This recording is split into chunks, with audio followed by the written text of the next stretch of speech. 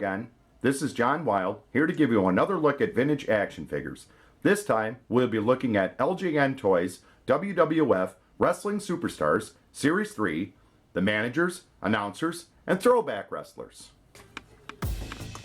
Captain Lou Albano. In 1970, fellow wrestler Bruno San Martino mentioned to Vince McMahon Sr. that Lou Albano, a mediocre wrestler who was nevertheless an entertaining speaker, might be utilized as a manager.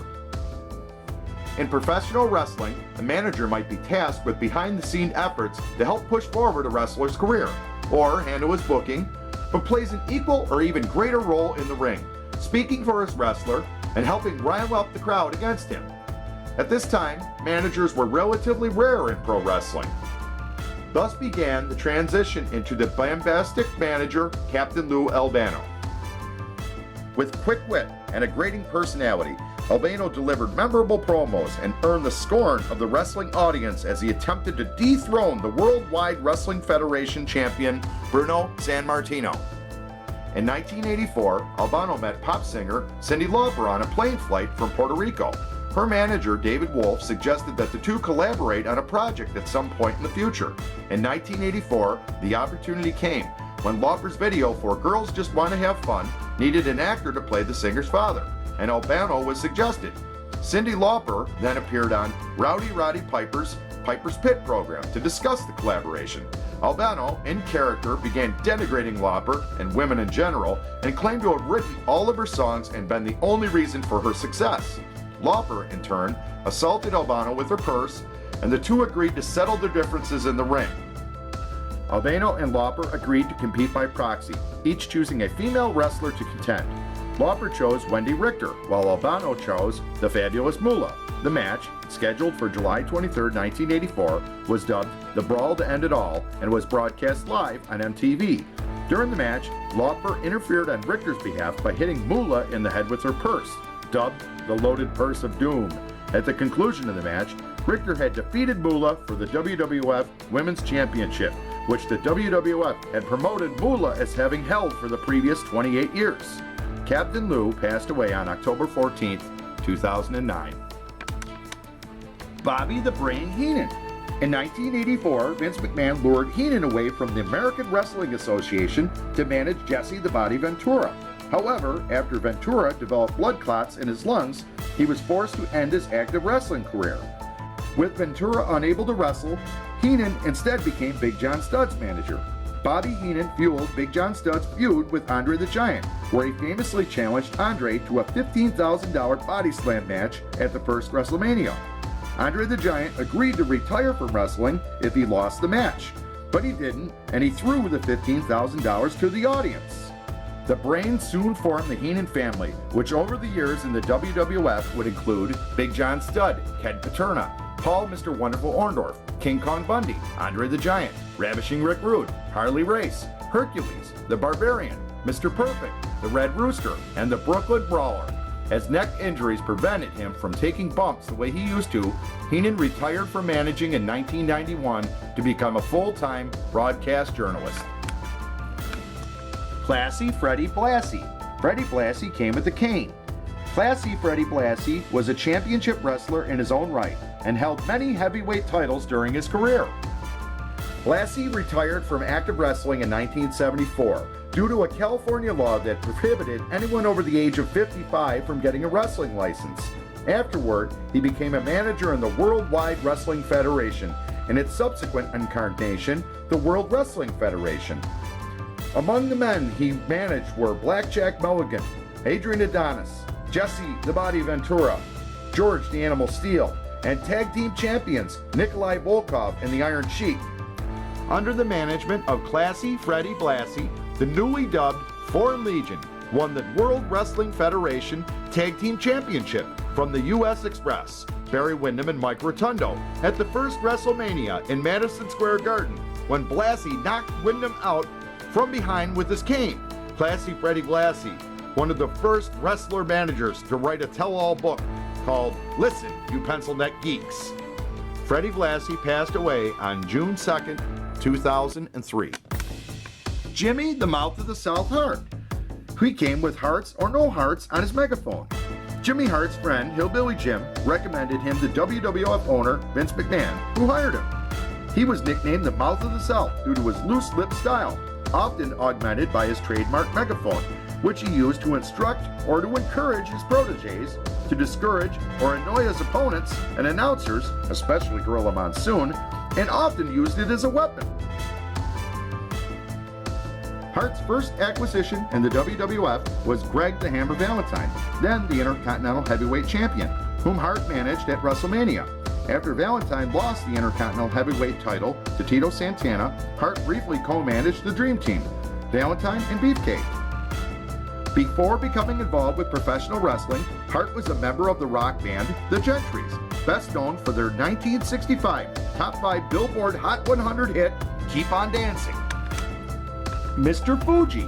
Mr. Fuji was a championship wrestler before he began his career as a manager in 1985. As a manager, Fuji would blind his opponents by throwing salt in their eyes, or he or one of his wrestlers would hit the opponents with his ever-present cane.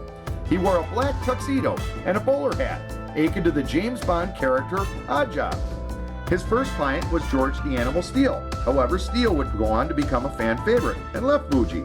Fuji's next client was Don Morocco. They both formed a popular duo and appeared on a video package called Fuji Vice, which was a mockery of Miami Vice.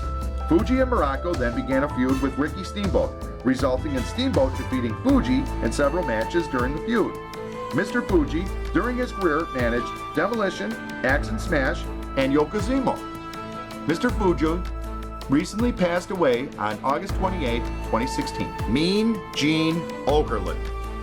Gene Okerlund left the radio industry for a position at the American Wrestling Association, also known as the AWA, in the early 1970s, where he occasionally filled in for ailing ring announcer and interviewer Marty O'Neill, eventually becoming O'Neill's permanent replacement by the end of the decade.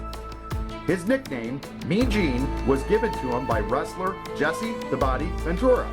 Leaving the AWA in 1983, Mean Gene ended up working for the WWF, doing ring interviews and hosting the TV program All American Wrestling. Mean Gene is a staple of 1980s wrestling. His unbiased approach to interviewing gave some realism to the newly developing sports entertainment. In 1984, Mean Gene Okerlund and Hulk Hogan faced Mr. Fuji and George the Animal Steele in Minneapolis, Minnesota. Okerlund was supposed to stay on the apron and let Hogan fight, but when Hogan gave him a high five, the referee mistook it for a tag. Okerlund had to go in, but before his opponents touched him, he quickly got out of the way and tagged Hogan back in. The result of the match? Okerlund pinned Mr. Fuji for the victory. Bruno San Martino. He won the WWF World Wrestling Heavyweight Championship on May 17, 1963, defeating Nature Boy Buddy Rogers in 48 seconds. After that, San Martino headlined cards that filled Madison Square Garden on a monthly basis. He battled the top bad guys of his time, including Killer Kowalski, Waldo Von Erich, Johnny Valentine, The Sheik, Freddy Blassie, Gorilla Monsoon, Ernie the Big Cat Ladd, and George the Animal Steele. Bruno's title reign ended in Baltimore on April 30th, 1977, when he was defeated by superstar Billy Graham. Bruno briefly returned to wrestling during the 1980s at the inaugural WrestleMania at a sold-out Madison Square Garden in 1985. San Martino was in his son David's corner for his match against Brutus Beefcake. The match ended in a double disqualification after the San Martinos began brawling with Beefcake and his manager, Johnny Valiant. Jesse the Body Ventura. Ventura was a member of the U.S. Navy underwater demolitions team during the Vietnam War. After leaving the military, he embarked on a professional wrestling career from 1975 to 1986, taking the ring name of Jesse the Body Ventura. He had a long tenure in the World Wrestling Federation as a performer, also winning the AWA Tag Team title with adorable Adrian Adonis. Ventura continued to wrestle until September 1984, when blood clots in his lungs ended his ring career. He began to do color commentary on television for All Star Wrestling, replacing Andrew Mosca and later Superstars of Wrestling, alongside Vince McMahon and the semi-retired Bruno San Martino. Ventura's professional wrestling commentary style was an extension of his wrestling persona, as he was partial to villains, which was something new and different at the time. McMahon, who was always looking for ways to jazz things up, came up with the idea of Ventura doing heel commentary at a time when most commentators, including McMahon himself, openly favored the fan favorites. Jesse the Body Ventura later became the 38th governor of Minnesota from 1999 to 2003. With the addition of more characters to the LJN toy line, the wrestling superstars became more and more fun to collect and interact with.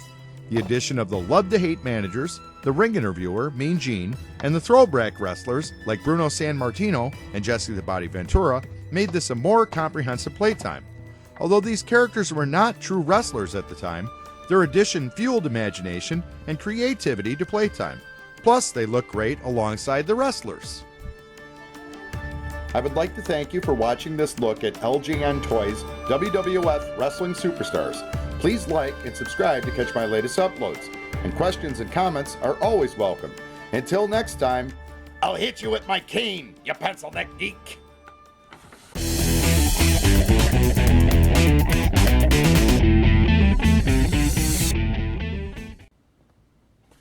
Take one and action. Fuck.